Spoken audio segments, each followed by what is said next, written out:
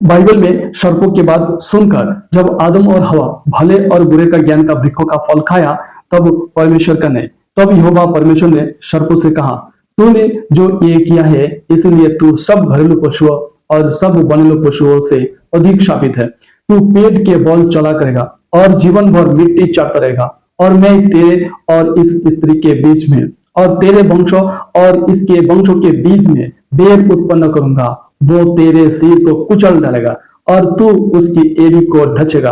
फिर स्त्री से उसने कहा, मैं तेरी पीड़ा और तेरे गर्भवती होने के दुख को बहुत बढ़ाऊंगा।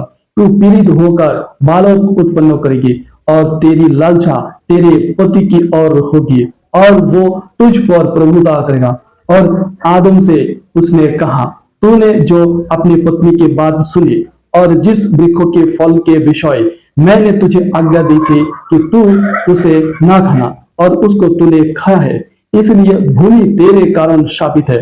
तू उसकी उपज जीवन भर दुखों के साथ खाया करेगा और वो तेरे लिए कांटे और उत्काटोरे उगाएगी। और तू खेत की उपज खाएगा और अपने माथे के पसीने की रोटी खाया करेगा और अंत में मिट्टी में मिल जाएगा, क्योंकि तू उसी में से निकाला गया है। तो मिट्टी तो है और मिट्टी ही में मिल जाएगा।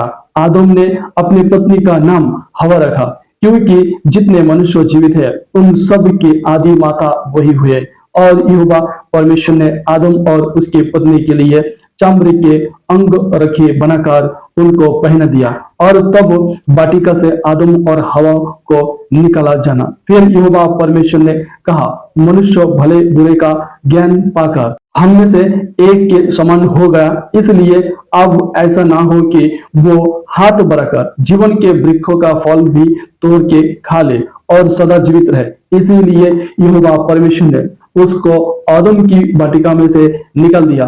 फिर वो उस भूमि पर खेती करे जिस भूमि में से वो बनाया गया था। इसलिए आदम को उसने निकाल दिया और जीवन के वृक्षों के मार्ग का पहरा देने के लिए आदम की वाटिका के पूर्व की और करूबों को और चारों ओर घूमने वाली ज्वालामय तलवार को भी नियुक्त कर दिया। In the name of Jesus, यीशु मसीह के नाम से, आमीन।